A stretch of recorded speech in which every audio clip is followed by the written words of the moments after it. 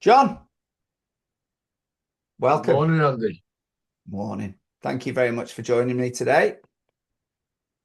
So, today's guest is someone who brings real world leadership to the table, not theory, not fluff, but lived experience at the sharp end of business. John Carrington is a non-executive director, business coach, and advisor who spent years operating at board level, both nationally and internationally. He's led organizations as a managing director and CEO, navigating complexity, pressure, and the kind of decisions most people avoid. John made the decision 12 months ago to back away from the CEO roles and move into a more fulfilling venture, helping others thrive as a chair of Vistage. What stands out about John is his no-nonsense, pragmatic approach. He's driven by purpose, focused on results, and known for helping leaders cut through the noise to actually execute, not just plan. In this conversation, we're going to go beyond titles and into what really takes it to lead, how you can keep pushing yourself when things get tough, how you can stay grounded under pressure, and what it means to build both short-term wins and long-term strategy in the same time. So if you're serious about leadership and not just talking about it, but living it, then this is for you. So John, welcome to Unlocking Human Potential. Thank you, Andy. It's great to be here. No, I'm really looking forward to this conversation. Yeah. And it was interesting because what our one of our previous episodes, Nikki Allen, who from Captivate, fantastic conversation and a true innovator of what she's doing in the field of healthcare, and especially with the insoles that she's created. And what for me, it was during our conversation, well, my conversation with her, you kept coming up of being a big part of the influence of her support. And so it was after that conversation, I went, this guy sounds like he's a quite important guy in your life. How do we get him on the podcast? So luckily she was introduced yet. We had a call and luckily he said yes. So thank you. Yeah, yeah, you're welcome. Yeah, I've got a lot of time for Nikki and what she does, so I'm glad to be here. Yeah, she had a lot of nice and kind words to say. So we're really Yeah. looking forward to exploring this. So Okay. John, one of the things that we always start this podcast, one of the curiosity sits kind of through a lot of the things that we talk around, a lot of the guests that's coming on. So, what is something you're curious about right now? Um, the thing I'm most curious about at the moment, I mean, I've spent my life being curious, because that's the way you grow. But right at this moment in time, I'm very curious about human behavior and about patterns that people get into, and how to change those patterns for the benefit of those individuals. So I do mentoring, I run a peer group, and actually observing how people are behaving and how very simple things can change those behaviors to give them a much more positive outcome. um, I just find it absolutely fascinating. You don't have to suggest very much for somebody to recognize something that they've not seen in themselves. And just watching that, because I'm really fortunate. I have a one-to-one meeting with, there's probably 10 or 11 people every month that I get to sit down with for a couple of hours and just ask daft questions and watch them respond and watch the light come on. And it's fascinating to see. And then it's fascinating to see the accountability that that brings. So if somebody says something out loud, if they say they're going to do something, they do. It's Mm. incredible. If you say it to yourself, it's easy to give an excuse not to do it. But if you say it to somebody else, suddenly you've made a commitment, and that commitment becomes something quite powerful. And I had a wonderful email this morning. So I had a one-to-one on Monday with one of my guys. We said we get these things, three things he's going to do, and this was about his wellness. He's running a big business and it's stressful. And one of his major challenges was about managing that stress level. So we between us came up with a couple of things, actually three things that he was going to do. I got an email this morning and he's done all three. These are things that have been on the radar forever. but he's done all three. And he, I said, how do you feel about it? And he said, I've got more energy, I'm more focused, and I feel really good that I've actually done these things. I've finally done them. So that to me, that being curious about what stops people, Mhm. and what that human behavior is absolutely fascinating. And I get to practice on other people, which is great. And I get a vibe just watching your body language there that almost a sense of there's a full circle pride piece as well, isn't it? So you've heard him do Yeah, it, you've heard him action it, you've got the feedback of the what it's done yeah, and help support him, but actually even you witnessing that and being involved part of that process, I felt like your smile was yeah. just come beaming through. It, it's enormously fulfilling to see that progress from what is a relatively short conversation. I mean, if I look at the 2 hours I was with him, that would probably only made up 10 or 15 minutes of the conversation, Mhm. but the impact potentially is lifelong. If he keeps with these habits, and now he has the accountability and he's started, and half the time it's starting. People don't start things. They have ideas, but they don't start. Starting is where, if you start, then it gets momentum. It's slow to start with, but then as the momentum picks up, you add things in, and it becomes really powerful. And it gives me a sense of well-being, that I'm seeing people grow, because that's kind of what it's all about. And I'm going to reference something here, which I think is quite important. One of the things that I send out to people before I meet them, especially in a business environment, I send them a little video. It's a YouTube video, and it's a guy called Simon Sinek, and he has an 18. It's actually 18 minutes and 2 seconds. I do it so often. He's got the video, and it's a TED talk called "Start with Why." Now, if you spend 18 minutes of your life watching that video, it's about how a business runs. It's how a business engages people. But actually, if you apply it to you as an individual and you understand your own purpose, suddenly things fit into place. You understand why you're doing these things, um, and you understand the reward that you're going to get from it. Yeah. So if you've got 18 minutes to spare, instead of sitting on your phone going through Instagram endlessly scrolling, just watch that one video, and potentially it's life changing. So that's really helpful. But no, that's where my curiosity is at the moment, to see how people evolve. No, that's amazing. And yeah, it is a really powerful 18 minutes. What I will do is stick that link in the show notes as well, because I think for people Yeah, who are engaged with it.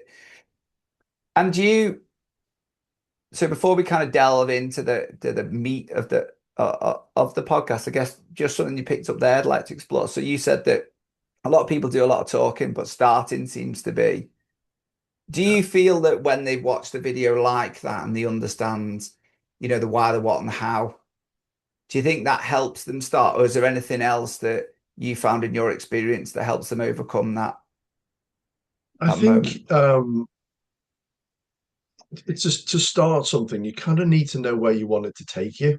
Okay. If you start with the end in mind, if you understand whether that's how you want to feel, or how you want to be rewarded, or whatever, or what you want to do, what you want to achieve, if you start with that sort of end point in mind, you go from what do I want to do to how am I going to do it. I know why I want to do this, but you start working on how do I, not will I or should I. It becomes much more action orientated, Mm. and you start to look for solutions to questions. If you don't know where you're going, you don't know what the questions are, you would never set off on a journey, well, unless you're a petrol head like me, without a destination in mind. I will set off on a journey without a destination in mind, and it's quite liberating in some respects. But Yeah. in life and in business, it's usually a good idea to know approximately where you want to be. And if you've got that point, that helps you navigate. It helps you to adjust your pathway along the way, and you never get to that actual point. It just doesn't, it's one of those things that you adapt, but you need that vision of where do you want to be, and that is how do I want to feel, who do I want to be around, not how much money have I got, how many houses have I got, how many boats have I. That doesn't really matter, and as you get older, that matters even less. Mm. um but yeah, having an idea of what you want your life to look like is a good place to start, because then you can work towards that with that how do I question. I think just pick up on one thing you said, which I thought was interesting. So if you were just to explore, if you want, one of the things you said is sometimes with the how, you actually don't know what questions to ask yourself. So does Yeah. that where you feel like the role that you play in lots of different hats that you do and what you've done, do you think that's the power of having someone like a coach or a non-exec director or a good leader next to you, that it's because they know what questions to ask to help you kind of, well, unlock the potential in you? Yeah, I think we don't know what we don't know. It's as simple as that. Yeah. Okay. And it's, you can say that we just have a limited sphere of influence. One of the things that I learned, I was a member of a peer group for quite a long time, and I joined that peer group because I recognized that I wasn't fully equipped, but I didn't know what was missing. A Yeah. nice toolbox, nice shiny tools in it, but when you're looking at that, you don't know what isn't in there until you need it, and that's the problem. If you need something, it's not in your toolbox, then you have to go away and get the tool. Mm. But by which time you might have missed an opportunity, or have wasted time, or you might take the wrong tool and get it wrong, which is okay because you still learn. But Yeah. I think understanding that you don't know what you don't know, and having people around you that will help you to understand the scope of what's available to you. I've had a number of mentors in my time as well, so they've been invaluable because that sort of experience over time, their lived experiences, they will pass on, and that in itself is very powerful. But the other thing I learned from the peer group is to find knowledge, seek out knowledge, be curious, Mm. read books. Everybody is too busy to read a book, but you'll drive in your car for 2 hours to go and see a customer, or you go somewhere and you'll listen to rubbish on the radio for 2 hours. Why not put an audio book on? Why not Yeah. just put something on in the background? So seek out knowledge, but make it fit with how you work, how you operate, and your learning style. I could not sit down and read a book. Okay. I just don't do it because I feel like it's not productive. So I use what I class as non-productive time to listen to those things and to find out new things. And there's always something. There's always something new. So Oh, my role now is to ask questions, yeah. because a lot of the time people do have the answer, they don't have the confidence, or they Okay. haven't looked deep enough for that answer. So encouraging people to find the answer is actually, it trains the brain in a different way. Telling somebody is not the same as them working it out for themselves. Nowhere And near I, as powerful. and I guess with that is if they've said the answer and said the answer out loud and hearing themselves saying it also then turns into that action, doesn't it? And it's more likely to, Yeah, like you started with. yeah, No, love exactly. that. Yeah, Love that. So, for first time listeners, and John, just to give you a little breakdown of what the Unlocking Human Potential podcast is around, it's three sections. So, we always look at how do we unlock potential in ourselves, and then how do we get the best out of others, unlock potential in others around us. And then I always feel that, like you said, if you're in the car listening to this and you're going to listen to us for an hour, we can have a really good conversation, but there's the so what piece, isn't there? So I think what we'll do yeah, at the yeah, end is the last 10 minutes, let's try and bring it together and really kind of nail down what advice can we summarize for the listeners in that last minute so yeah, they can then take it away. Is that all right? yeah. Sounds good. So, when I was doing the kind of the research for you and I was creating the bio and looking at, and we already had a pre-call, you've had a really, I would say quite a cool career from an external looking, and it's quite exciting, a lot of the things you've done. And you've held um some really quite high positions, and especially now I know what you're doing with your own peer group, which is quite cool. And people look at, so I guess my curiosity is, you know, what have you learned about how to get the best out of yourself um over that time?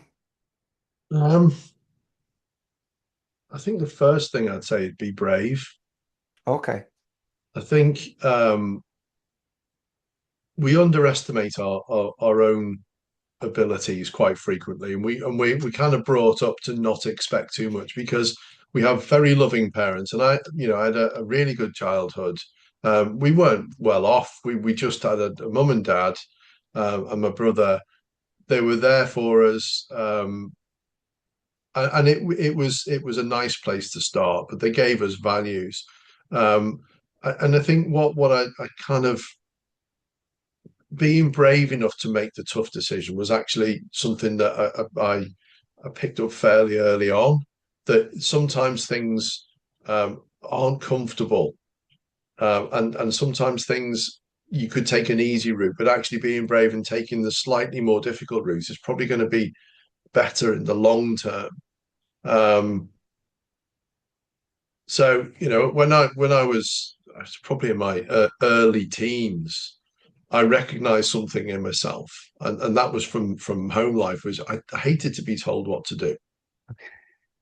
Somebody telling me what to do, I almost would instinctively do the opposite, Right. which A is very destructive Yeah. because usually if your parents are telling you what to do, there's a pretty good reason for it. It's not doing it Yeah. just for fun.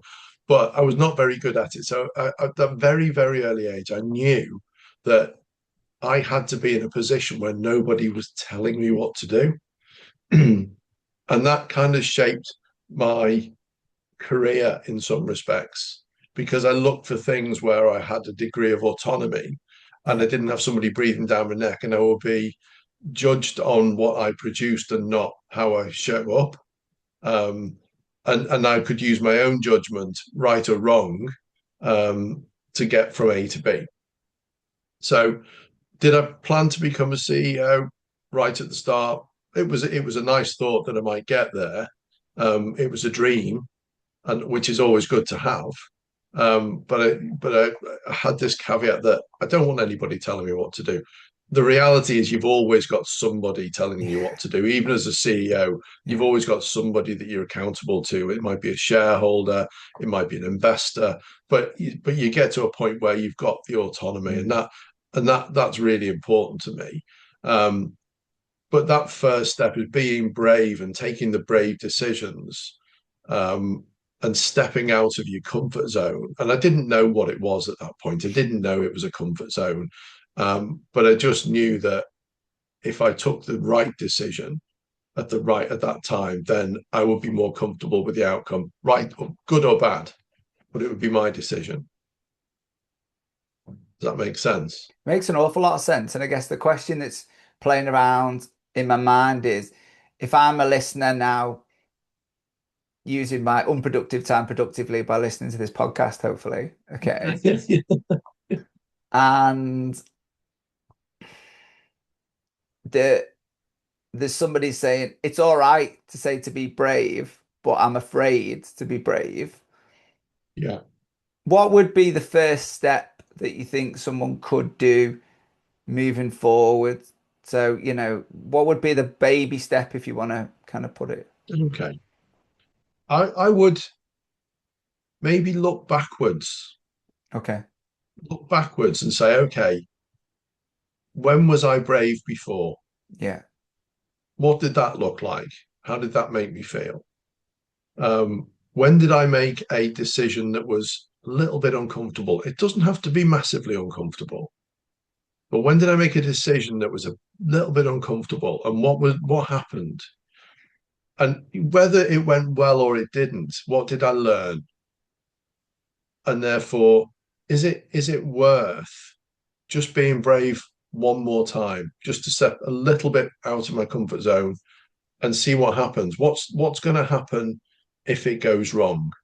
So look for evidence that the consequences are not so traumatic that it's going to ruin your life. You've got to be really careful with it. Yeah. But look at the potential. What might happen if it goes well? I know what I'm trying to do. If it doesn't go so well, or if it fails completely, what will I learn from that? What will I be able to take forward with me? And how can I change that feeling of discomfort to one of curiosity? I'm doing this because I'm curious. I'm doing this because I want to move forward. If I don't move forward in that particular thing, what have I learned that will enable me to move forward next time?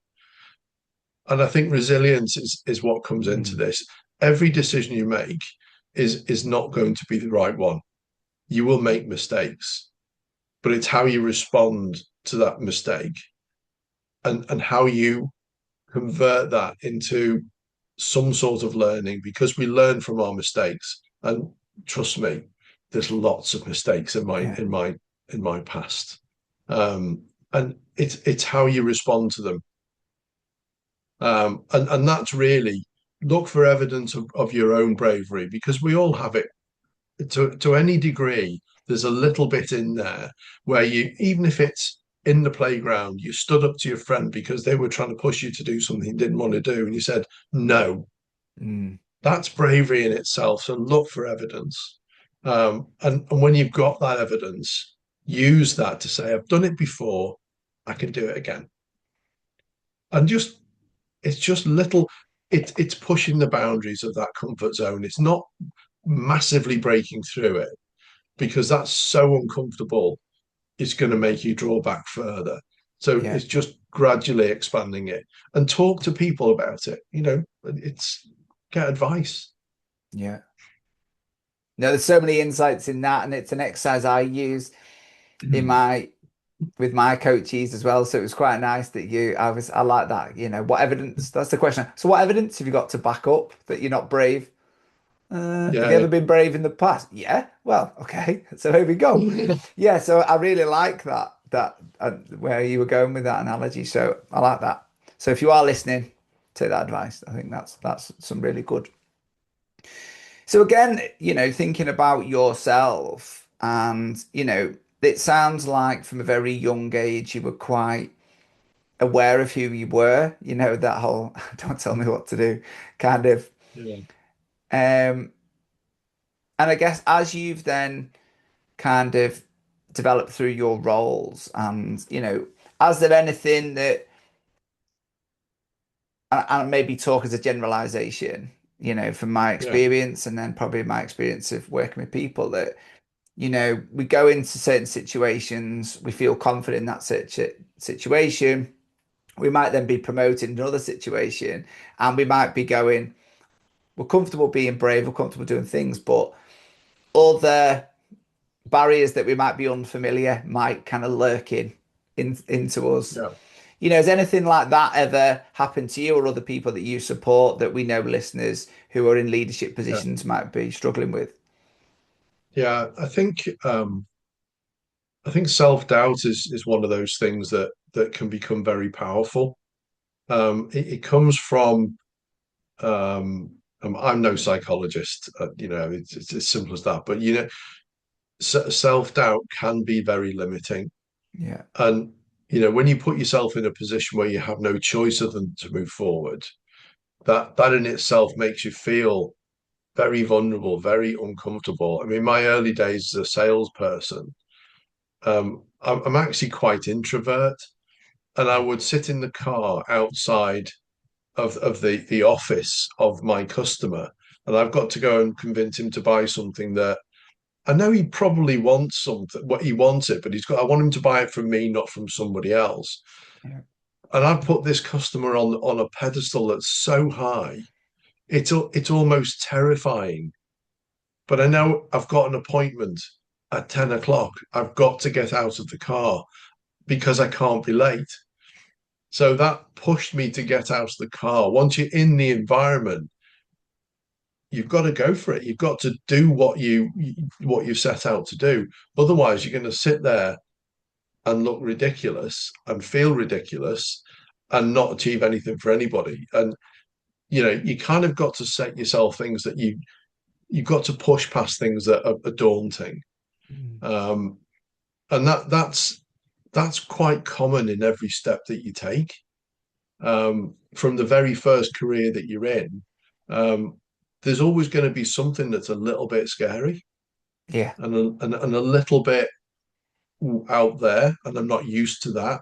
Yeah. But if you think it through and you plan, and then, if I had the information in my head that I have now, back in when I was 21, 22, getting out of a car, trying to sell something, I'd probably be in a much better place than I am now for a Yeah. kickoff. Although to be fair, I love where I am now, so I wouldn't want that to happen. But I would have gone through life without that fear, and without the fear of failure, because that's the other thing which is very limiting. A fear of Mm. failing is what will hold you back. But if you don't start, you're definitely going to fail. And it was Yeah. realizing that there's two options: you either try and you succeed, or there's three options: you try and you succeed, you try and you fail, or you don't try at all. And there's only one of those is the outcome that you want, and that's trying and succeed. The trying and failing you'll learn from. Not trying at all, you're going backwards. Yeah. So I think in very simple terms, don't let fear rule progress. I think it's a very powerful thing, fear. So yeah, that's one of the and through transactions that I've done. So starting my first business, I was terrified, didn't know how to do it, didn't know, but you have to learn. You have to push yourself past the start line. And once you pass the start line, you've got no choice. You're not going backwards. You can only go in one direction, that's Mm. forwards. So yeah, fear is a big limiting factor for many, many people. And fear of failure um, you kind of need to reframe that, because fear of failure actually is paralyzing. Yeah. Well, one of the things I picked up from that was it, it's actually normal to feel that. And I Oh think, yeah, yeah, and I think that the reason I'm kind of highlighting that is to just to bring that to people's attention that, often where and I'm sure you've experienced this when you're working with a business owner and they'll mention things like fear or fear of failure or self-doubt. And they generally believe in that moment it's only them that's ever, no one else seems to suffer from this. I'm like, you're joking. Everyone suffers from this. yeah, It's, yeah, we just probably don't talk about it enough. And yeah, even in a role, in my experience, and again, I think a lot of people when they are moved up, it's normal when you're in a position or a greater position, you've got more responsibility, that feeling might, you know, when you began in one position, you got familiar. That feeling went down less. You become familiar. yeah, You convince yourself. You've got the evidence to say I can do the role and I can do it well. Then you move into a yeah, new role, or if you start a business, and then you start to grow that business, and then you're taking on, however many employees, and all of a sudden you're thinking, oh my God, I've never taken this amount of people on before. Can I actually do yeah, this? Each step of the journey, you become, the feeling's the same. You just get better at, yeah. I guess, coping with it. Is that fair? Yeah, yeah. I think it's the expansion of your comfort zone. That's what Yeah. happens. Okay. I like that. And Yeah. it's nudging that comfort zone out and out and out and out. And then suddenly, when you're standing on the edge of your comfort zone, looking back at where you started, it's miles away. Yeah. But you didn't consciously do it. You unconsciously pushed yourself past into a little bit of discomfort. Um, I think there's some examples. The first time I had to do public speaking, I was never ever going to put myself forward for public speaking. Right. Um, and I remember very vividly, I was in a meeting and I got a phone call from a really important customer, and it was, John, I need your help. And I'm thinking, okay. And it was the conference, or they had a conference every year, and this conference was all of their staff, and all of their suppliers. So it was a big deal. It was at a big venue. Um, and the person, my contact there said, look, we've had somebody drop out from the speaker role. Um, I need somebody to do a presentation for an hour on private label product manufacture. Will you do it? Okay. Now, my immediate instinct was to run a mile Okay. and say no. But what pushed me was there was such an important customer, and I had a really good relationship with the guy that was asking me. So I felt that saying no was actually going to damage something that I've been Okay. building for a long time. I felt that it was something he needed help. I could help him. So I said yes. And the minute I said yes, the terror struck. And he was very reassuring. Well, this is what you do, and blah blah blah. And it was great, but it was terrifying. And that was so far out of my comfort zone. I was going to be standing on a stage with a big screen behind me with a presentation on it, talking to around 1,000 people. I've never done anything like it in my entire life. Right. And I thought, right, well, I'm going to have to do it. So, and I only had a week. So the benefit was I didn't have time to dwell on it too long. Okay. I had Yeah. to prepare and be ready and be down in Croydon in a week's time, presenting to all these people. So I thought, okay, I've got to do my best. I'll do what I can to get the message across. I'll do it. And one of the things that I did was made sure it was very authentic, that it was me. And I wasn't trying to say something that was not unnatural to me in so I was brutally honest. And I think that's always been Mm. an important element, is be honest. Anyway, I took a couple of my team down with me and asked them to sit in the front because I wanted somebody to talk to. Okay. I was really comfortable talking it was actually Mel and Dawn, and they've both gone on to do amazing things, but they sat in the front row. So I had somebody to talk to and to focus on, somebody I was familiar with. But it was no less terrifying when you walk on the stage and all the lights are there and all the people are there. It's terrible. But anyway, I did it. And all the way through, the way I felt was I was trembling inside. I felt that my voice was quavering. When your voice goes, Yeah. I felt my voice wasn't projecting, wasn't powerful. I wasn't sure about the content, and it went okay. It went, I was not a superstar, anything like that, but it went okay. And I got the round of applause at the end, and I got the thanks from the conference organizer. Um, when I spoke to my team later, I told them how I felt on that stage, and they both said you could not tell. Yeah.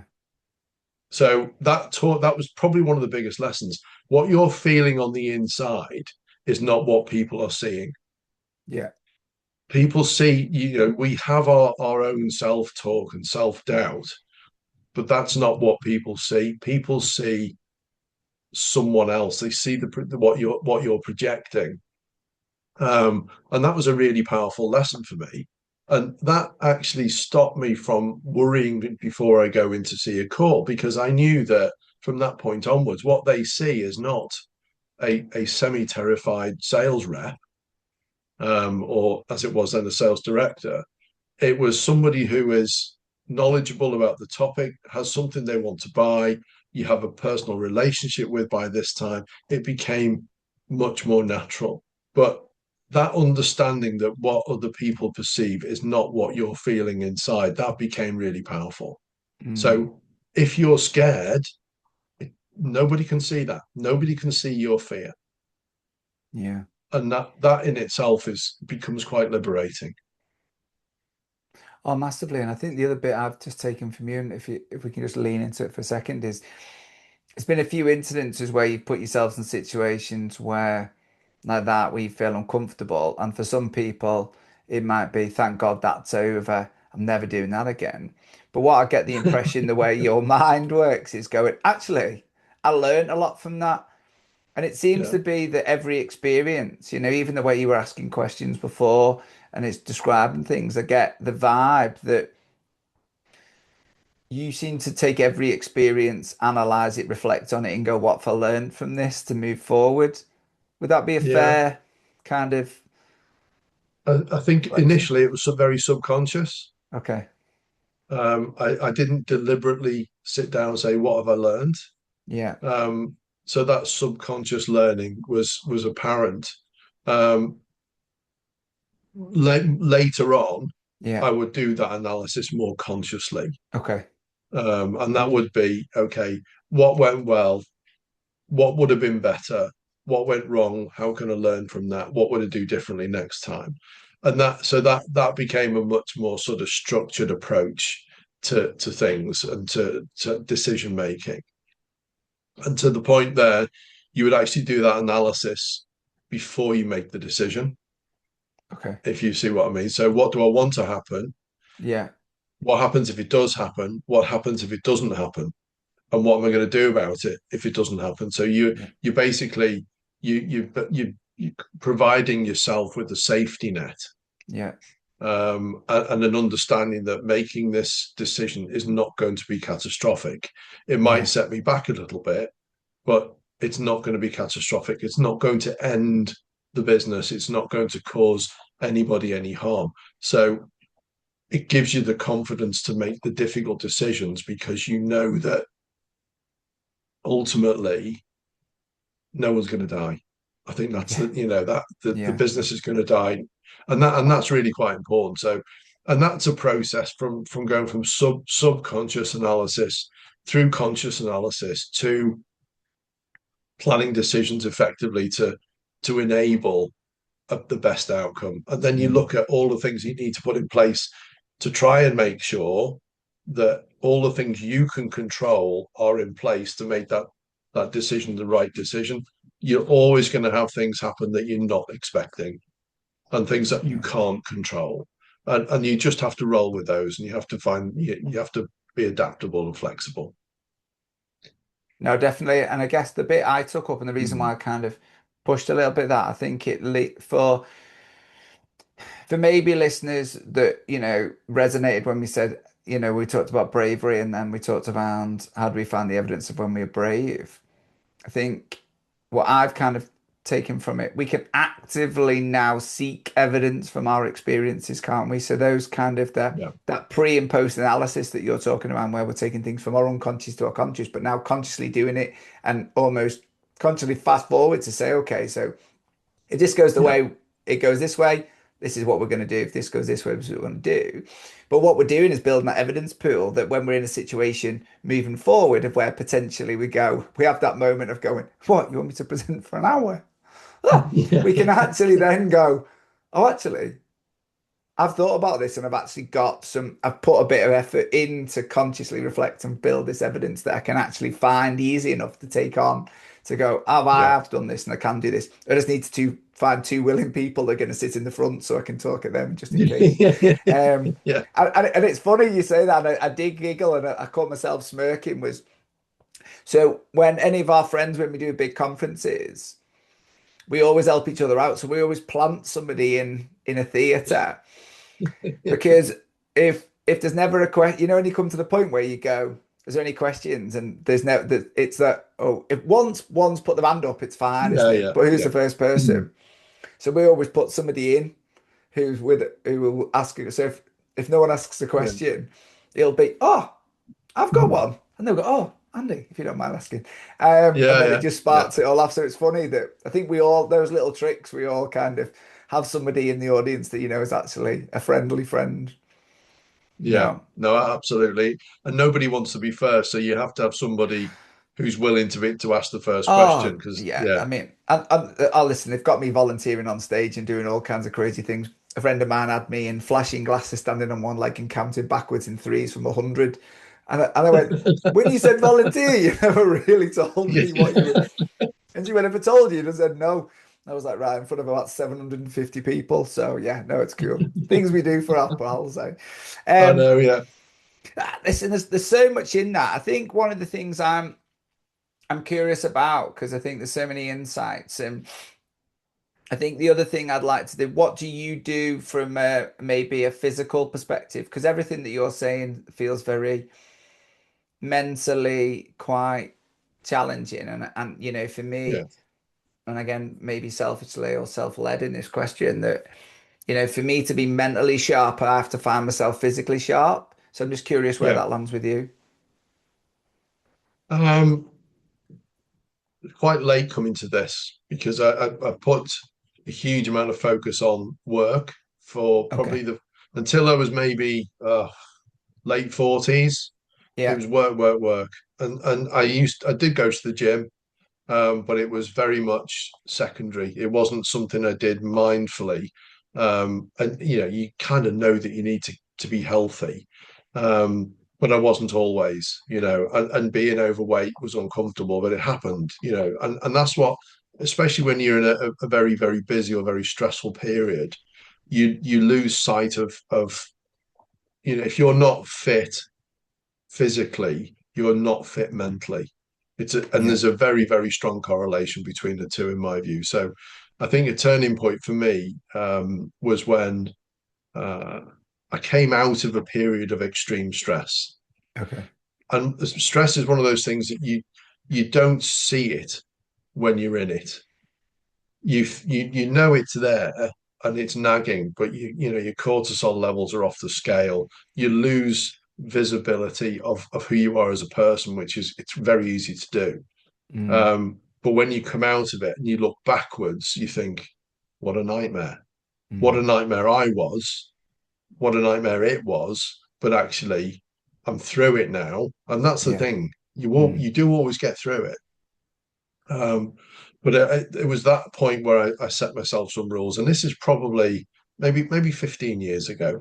I set myself some rules about um, about my health because I knew that I didn't want to get to retirement age and keel over and die Yeah. because I've been unhealthy for my entire business career. Well, what's the point? So I'd started to do things. I made a very, very strict rule. I do not work at weekends Okay. because working at weekends had cost me too much personally. Yeah. Um, you know, not paying attention to those around you is deadly. And not Yeah. giving attention to people and being present for them is very, very damaging to relationships. So that was the first rule. It doesn't matter how long I work during the week. At the weekend, no work. That's time for me and the people that I love and want to be around. And then I started to add in, I call them little religions, if you like, Okay. things that are immovable. And unless there's an absolute you can't do it for some reason, and if that does happen and you move it, you don't cancel it. And that was 3 times a week. I would do some form of physical movement, physical exercise, and I actually chose yoga. Oh, nice. Um, and yoga became some a place that I could go and retreat for an hour 3 or 4 times a week. It had to be the religion was 3 times a week, Yeah. and I found time by getting up a little bit earlier, going to an early class, than being ready for work. But I turned up at work in far better state, far Mm. better frame of mind. So yoga for me was it was strength, it's flexibility, but it's the mindfulness, Yeah. it's the meditation, it's the breathing, all of those things, and it takes you out of everything for an hour. And when you come back into the world, you're in a much better place and you're better for other people. You're better for yourself and better for other people. So that has stayed with me, and I still do that Oh, now. And I nice. make sure that 3 times a week, doesn't matter what's happening, I'll do a yoga class. And the other Awesome. thing I'm fortunate enough to be able to do is I've added in. I've got a dog. He's sitting behind me, just over here, being very quiet, which is good of him. Yeah. Um, we go for a walk every day for Yeah. 45 minutes, an hour in the morning before I do anything, before I look at my phone. before I even think about work, that's the time when I'll just go out. Doesn't matter what the weather's doing. He doesn't care if it's raining. He just wants to go out. Yeah. So go for a walk every day. And just that 45 minutes sets you up for the day. When I get back, get myself a coffee, look at my phone. Nothing has gone wrong in those 45 minutes because nobody's up, nobody's Yeah. That's around. it. And it's finding the world doesn't end in 45 minutes Yeah. or an hour. It just doesn't. So yeah, those little tricks, I guess, they're the things that are really important to me. So, scheduling our call this morning, Andy, I scheduled it so that I could have a proper dog walk before we sat down and talked. Because if we hadn't, and I'd been frazzled, this, it wouldn't be flowing. Well, to share something, I was the same.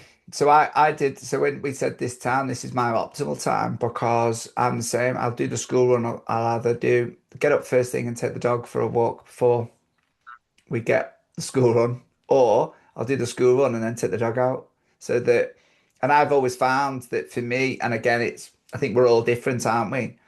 That if I've been out in the sunshine, in the open air, I'm very fortunate we live in the countryside. So 45 minutes for me in the countryside, shower, my mind is just really, really optimal. Yeah, yeah, So, and for me, I want to be on the best form as well for you. So it's not, even though it's all about you, I want to be presenting the best version of me for you, so I can be the right for you. So I really like that, and it really resonates with me that, yeah, yeah, yeah. It's just so important, and I think routine is really powerful. yeah, Habits are really powerful. James Clear's Atomic Habits are mm, brilliant. They're good just book. really, really simple tips. I mean, and the whole, if you have a habit and add to the habit, it's much easier for it to stick. And it's going to sound really daft, Andy, but stability as you get older is really important. So lots of people of over 60, they'll fall, they'll break something because you do get a little bit more brittle. You'll break something, and that has a very life-changing impact because you don't repair, you become sedentary, and you shorten your life effectively. So balance is really, really important. So this is going to be a mental picture that you probably won't be able to get rid of. That's Um, okay. I've added a little habit to my teeth cleaning. So Okay. you clean your teeth every day. Yeah. I clean my teeth in tree pose every day, standing on Nice. one leg, Yeah. with my electric toothbrush, trying not to fall over, Perfect. for 2 minutes every day. Yeah. And little habits like that, they make all the difference to your stability, Yeah. to the muscles in your leg don't get atrophy. You're much more stable on your feet, and therefore chances of having a fall are reduced. So it's kind of just little tiny things that you Yeah. can add that don't cost you anything at all. They don't cost you time, they don't cost you energy, but you're achieving something for your future. And it's just, habits are really important. And habits that look after you mean that you're showing up better for other people. And that's really important as well. 100%. And I think what's interesting with that is I think that's a theme that has come through lots of the guests, Yeah. you know, and, actually prioritizing self and prioritizing self-care actually, like we said, get a better version of you, which actually makes you a better turn up for others. Yeah. No, I Yeah. love that. So talking around others and getting the unlocking potential in others, what I would be curious to kind of lean into is that kind of, you know, one of the things I know through your career is that, you've had to build teams and, create and development of teams and then individuals in teams is a challenge that I know a lot of people do face. So I was just curious, is there anything in your experience, what have you done well to unlock potential to Mm. build teams or individuals and teams that you think would be helpful for listeners? Okay. Um, I think the first thing when you're building a team is recruitment of that team. So often, we recruit badly, Okay. and we recruit because there's an immediate need that needs filling, and you're looking for a skill set. Um, and you can get a little bit desperate to fill that gap. And once you made a few mistakes, a few hiring mistakes, you start to really reflect on what am I getting wrong here? Yeah. And the big switch for me when building a team was I stopped building it for skill and started building it for values Okay. and will. So values and motivation became the most important thing. The skill is important, and especially if you're recruiting teams that are, if you need an electronics engineer, for example, Yeah. you're going to have somebody who's got proof of that qualification. But that's not the be all and end all. They've also got to fit with the other team members, and they've also got to care. They've got to have the will to do something, and not just have a capability of doing an electronics engineer's job. So the switch and the emphasis came from the skill, which is almost a given, Yeah. to the values, the personal values of that individual, and how they match up with the team values. Okay. So not necessarily my values, but the values of the people that I'm working with, the team that I'm working with. And it's just so important to have that alignment of values and somebody that has the will to do something and aligns with your purpose as well. Um, then you don't make as many mistakes. Some people can still fake it. There's no Yeah. there's no getting away from it. They can fake it, Yeah. especially salespeople, weirdly, because they're really good salespeople. Okay. Um, so, but yeah, and I think getting that alignment to the values of the group is really, really important. So, part of what I'm doing at the moment with my Vistage peer group, Yeah. I'm recruiting people that fit with the values of the people that are already in the group. I'm building a group. We have an exercise we're doing on Tuesday, actually, the first time. We're going to set out our values as a group. And that gives me the ability and the authority to go out and find new group members that will fit with that team, with that Yeah. group of peers. Um, because it's up to me to get it right. If I bring somebody in who is effectively a terrorist, it's going to it'll destroy the group and the way it works together, because it's one of those things that there's got to be an alignment for it to Yeah. work. So yeah, I think the first thing when you're building a team is get the selection right. Just Uh, just in that, if I'm not asking you to give all your secrets away of how you do it in Vistage, so don't worry, I'm not asking deep and I down. don't mind. But I just think there's so I really like that, and it really aligns with me.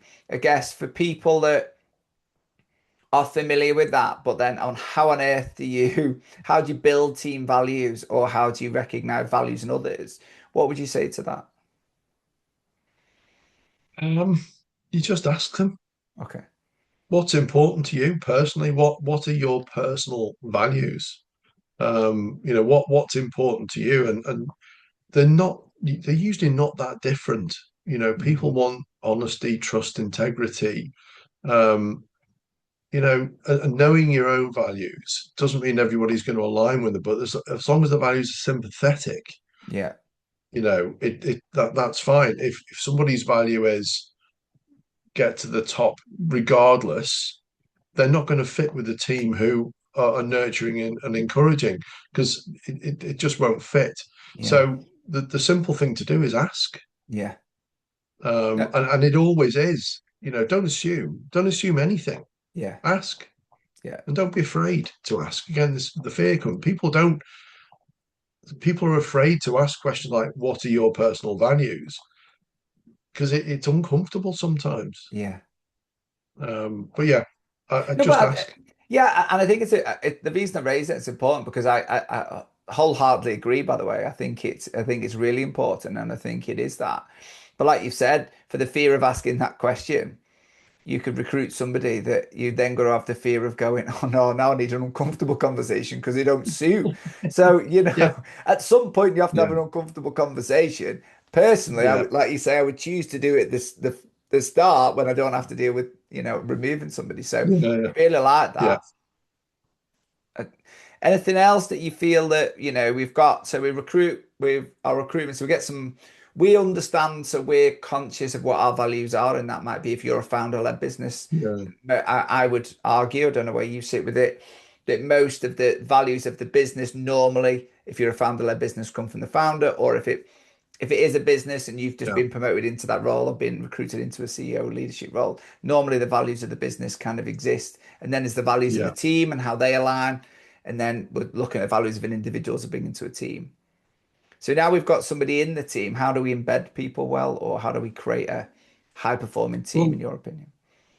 I think there's a couple of things. One is to encourage questions, and encourage curiosity, but in a very caring way. So within a team, everybody has a different function. The team need to trust that person to fulfill that function. A board of directors, for example, it's there's a fairly standard structure, although I'm not sure it's always right, but you'll have a finance director, Yeah. you'll have a sales director, you'll have an operations director, you'll have various functional heads. The first thing that has to happen is that the other functional heads have to trust that that person is doing their job well, and that is providing them with the service that they need to do their job well, and that goes all around the table. Mm. So that the connectors in a business, the finance team, the IT team, they connect everybody. If they're not right, the whole thing falls apart. But they have to have the trust between each other, that the person is doing their at least doing their best. Yeah. And I think that's where attitude and will comes into it. If the team believe that everybody is doing the best they possibly can, you build that trust and you build support within the team. So if something's not going so well for the operations director, then the other guys will get behind them and support them and help them, Yeah. rather than pointing the finger at them and saying, this is wrong, you're causing me a problem, it's your fault. And Yeah. it's building that team that support each other. And in doing that, they are also willing to confront things that aren't working properly. They're willing to, in a caring way, Yeah. actually say out loud, that's not right, or that's not working, or that could be better. And there's ways of doing it, but if it's done in an empathetic and a sort of a caring way and a supportive way, it's how can we fix this, not how can you fix this. That will build a really strong team, Yeah. um, because you've got everybody looking after everybody else. The bigger the organization, the more politics come into it, the more Mm. difficult it gets. And because you get people who aren't recruited for values and are just looking for the next step on the ladder because Yeah. they want to get to the top, because that's their ego's driving them or the money's driving them, whatever. They're not purpose driven, Yeah. they're financially driven, which is that's fine. It's not a problem. But just knowing that if you go into that environment, that's what you're up against. So you're more likely to get stabbed in the back than you are to be supported. But know it and be aware of it, and Yeah. don't get involved in it. Yeah. No, I like that. And I think what was really nice from listening to that was, you know, if you can get to the point of trust, and that's probably a different podcast and alone how to build trust in a team, because that's a big conversation, isn't it? Yeah, And when I guess when there is trust and that people trust that everyone is doing the best of their ability with the capabilities and skills that they've got, yeah, and that, what I liked about that is that you can compassionately challenge, can't you? But the yeah, compassion comes from the best of actually we all want the same end goal. We're all on the yeah, same journey. We're all playing a different role. yeah, So actually by asking that question, it's less around pointing fingers saying you're not doing a good job. It's going, could we do something differently that could get us there yeah, better, more effectively, yeah, more efficiently, isn't it? And I think it's coming, and that's the saying, if the question's coming from a curiosity rather than a judgment part, yeah, yeah, yeah. I think that's a really There's two. powerful. Yeah, the role of the leader really is to see the knowledge gaps Yeah. and make sure that there's the opportunity to fill them. Okay. And that empathetic challenging is really important. And it's not how do I anymore. It's not how do we. Yeah. The leader has to provide the vision and the direction and make sure that everybody's bought into it and is aligned with it. Once you get that alignment to the trajectory, suddenly life becomes much easier because your decision making Mm. is this taking us towards our vision or is it not? If it isn't, let's not do it. If it is, let's crack on and get on with it. Oh, Start. So amazing. yeah, and I think the role of the leader, this should have a non-functional role. They shouldn't be involved in operations. They shouldn't be involved in fight. They should know about them. They should be able to support, but it's not their role. Their role is alignment, encouragement, support. If you look at a hierarchy in a business, how often do you see the CEO at the top, then the board of directors? Then it's the other way around. It should be an upside down pyramid where you've got your CEO at the bottom, supporting a board who are supporting the leadership team, who are supporting everybody else in the business. And if you genuinely get it to that level, and everybody's aligned about where you're going, suddenly it becomes a great place to work. Do you know what made me smile then? So Ian Penrose, he was one of the guests on the podcast. He's now the chairman of Preston North End and he was a CEO of some really big companies. He said exactly the same. Yeah, Exactly the same. He yeah, said that's that, it should be the other way around. I yeah. love that. I think it's a Do really you know what, nice. Andy? Cool. I've never invented anything. No, There are no. inventors out there, and I take my hat off to people that invent stuff. But Yeah.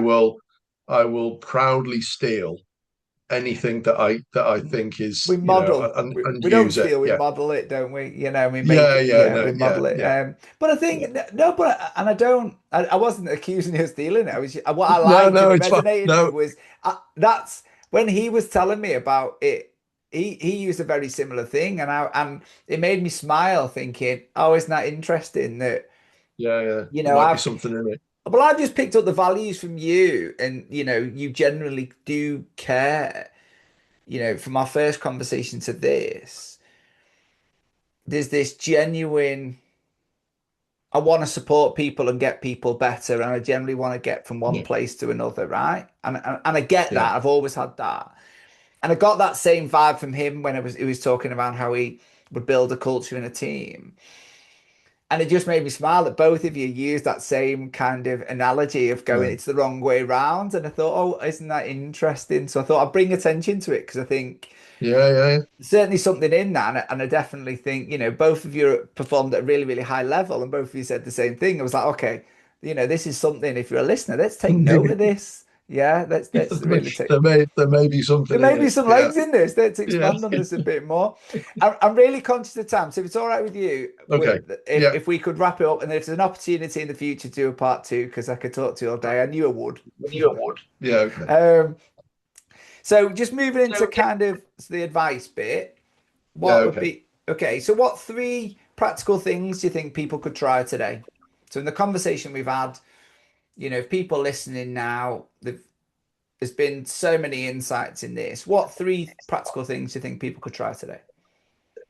I think the most important thing is get your self talk right. Okay. I think the minute you have faith in yourself and your own ability and your willingness to push your comfort zone and not I'm not saying break through it massively, but if you feel like doing that, go for it. Um, get your self talk right. Stop. There's lessons that we all learn. Limiting self-talk is very, very powerful, and it's been put with us from a very early age to try and limit our expectations so that we don't feel like we've failed. And it's done for the right reason, the best reasons. But you need to get over that. You almost need to get over yourself and start to say, okay, I can do this. Yeah. I want to do this. I want to get to understand where you want to be as well. And that's not necessarily material things. Material things become less important as you realize that they don't actually bring any happiness at all. Yeah. And you can say that if somebody said, well, if you haven't got anything, then material things are really important. And I'm not suggesting that they aren't important to people, because they are the motivators, but they're not the be all and end all. Mm. You can have nothing, but if you've got a strong relationship with other human beings, you've got everything. Mm. I love So that. self talk, learn to use it to your advantage, and make it positive. Don't make it negative, make it positive. So that's the first thing. And the And fear thing. just on that, for people listening, Sarah Davies, who's a psychotherapist, she talks around that in the podcast of Notice, Don't Yeah, Interpret. She talks about a lot around self-talk on our podcast. If you want to delve into that, that's a really nice one to delve into. yeah, yeah. Um, Fear of failure is very powerful. Just Yeah. recognize it as powerful, and just go through a process of understanding what failure might look like, and you know, how big that's going to be, and then make your decisions based on what's likely to be the outcome. But don't be afraid, but do the analysis. Mm. um and that takes time. It takes, you have to think about it. Rash decisions generally aren't the best, so take your time and think through. And emotional decisions are very rarely the best, so try to take emotion out of it. Yeah. So that's self. I think the other thing I would say is learning. There's formal learning. Um, Find your best way to take on information. For some people, it's reading. For me, it's listening and podcasts. Um, but find your way of learning, and then learn, because there's a whole world of excitement out there in knowledge. There's a few books that, for business people and for individuals, that I think are really important. If you're running a business, there's a book called Good to Great. It's by Jim Collins. Yeah. One of the reasons I like it so much is it's evidence based. It's not somebody's opinion. There's lots of books out there with lots of people's opinion. This is evidence based, and it's an analysis of what makes a good business into a great business and what the differentiators are. And there's some really simple concepts in there that, if you follow them, they're actually a very, very good guide. I think the other book that's had a very, very large impact on me is Steve Peters. He had a book called the Chimp Paradox. He has a book Yeah. called the Chimp Paradox. Um, that was very powerful for me. I sat in a room I went for a lunch, one of these posh lunches that the big accountancy firms put on when they're launching a new office. We had afternoon tea. There was about 150 people in the room, and we had, the cake stand in the middle, the sandwiches Nice. and the cakes on the top. And Steve Peters did a 1 hour talk about the chimp paradox and the power of the chimp. And the lasting impression for me, as I walked out of the room, I was blown away by it, for one. But secondly, nobody ate the cake. All of the cakes were still on the table, because he told us why we eat cake and what the impact is.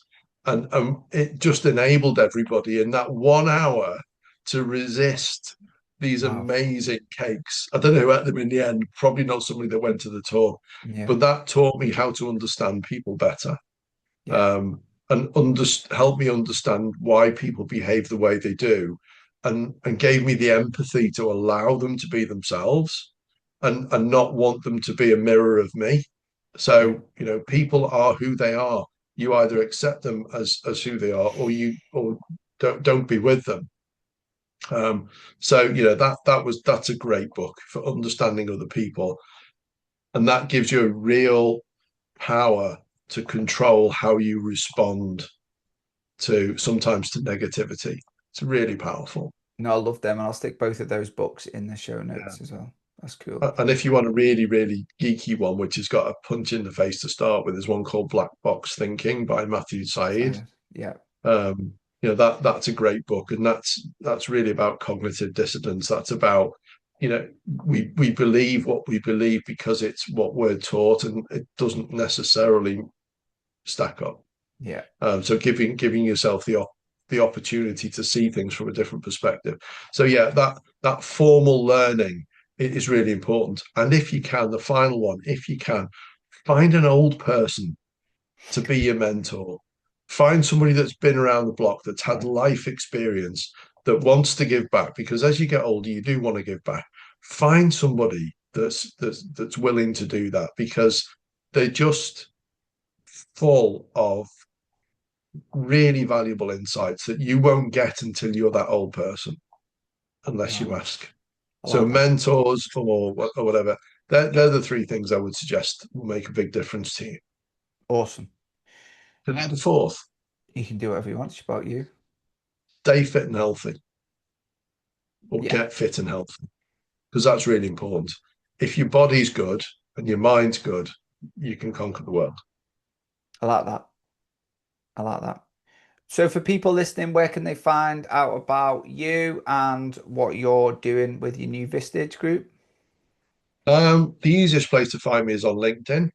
Um, I don't post a lot. I repost a lot, but you can find me there. And if I can help you, it's a good way. I do put my email and phone number on there. I do have a website. It's a bit tongue in cheek. There is a website available though, but I think LinkedIn is by far the easiest way to find me. Okay. So yeah, by all means, and I'll always respond if somebody wants to chat. Doesn't matter what it's about. Always happy to chat. Well, So just reach out with a LinkedIn message. If you're not connected to me, connect. Um, just reference the podcast, and I'm happy to connect and chat with anybody. awesome. We'll put them in the show notes. So Yeah, what you're working on next? Do you want to tell people about your recruitment for your Vistage? yeah. Really exciting phase. Tuesday of next week is the official launch of the Nice. group. So I needed 8 people around the table to launch, because 8 is a minimum really where you get the diversity of thinking. So I've got 9 who have joined the group. We launch on Tuesday. Everybody gets to know each other. We have a bit of fun. We set out the sort of agenda for the next 12 months with our speakers. And I just find it incredibly rewarding, to be working with some, there's some successful CEOs here that, the commonality is they all recognize they need support. They're isolated. I mean, chief execs get terrible isolation because, they're the person at the top that's supposed to have all the answers. Yeah. Frequently they don't, and it's hard. So getting over that isolation by bringing people together and sharing experience. I've got, there's going to be 9 people around the room with 9 sets of experience of running successful businesses. Yeah. There's no better place to be. No, it's lovely. Um, and I'm really excited about that. I want to get it up to 12 by September, so I'm looking for 3 more members. They've all got to fit with the values of the group that we've got. But yeah, that's what I'm up to next. But yeah, very excited about next week's launch. And is all information found on your LinkedIn page? Yeah, you'll find it on Okay. there. Yeah. The Perfect. other excitement for me is Haptivate. So you mentioned Nikki before. Um, that's just a great thing to be involved in. The purpose of that company, Nikki's drive, is just fabulous to be Yeah. involved in. And I love working with Nikki. I'm looking forward to a one-to-one with her tomorrow afternoon, so where we get to spend a bit of quality time together. Awesome. So that's really what it's about at the moment, and I'm loving it. Absolutely, I'm having a great time. Brilliant. And I can tell. I can generally the Yeah, smile on your face. No, it's lovely, isn't it? Like, listen, I get energized from watching other people be successful. That is a kind of one of my things. So, just yeah, listening to you, your excitement, your smile, the energy that you bring when you're talking about these projects it's lovely. So, yeah, it's fantastic to see. One final challenge we can set our listeners. What would it be? okay. Um, the one challenge I would say: read a book that is not not a novel. Read a book that's going to help you to understand yourself and where you want to be. It doesn't matter what that book is. If I was to recommend, Steve Peters' book is a great, The Chin Paradox. That's a toolbox for you to understand other people. It'll help you with relationships. It'll help you with difficult conversations. It's really, really powerful. So if you do one thing, get that book and read it, or listen to it on audiobook, or watch a video about it. Because understanding other people gives you empathy. Once you have empathy, it gives you power. And that's the one thing I would say. If it's the only thing you do, and go for a walk, put your phone down, go for a walk. Lovely. John, There you go. Go for a walk, listening to Steve Peters on a awesome. podcast. Yeah, awesome. John, it's been amazing. Thank you ever so much. Really appreciate it. To our listeners, thanks all for listening again. Look forward to you on the next episode. I hope you've really enjoyed, John. Any feedback, please feel free to send it over to us, and make sure you're always following and subscribe to get our latest editions. So for now, John, it's been a privilege. Thanks ever so much for joining us. Thank you, Andy. It's been fun. Thank you. It's been Brilliant. great. Till See you next soon. time. Cheers now.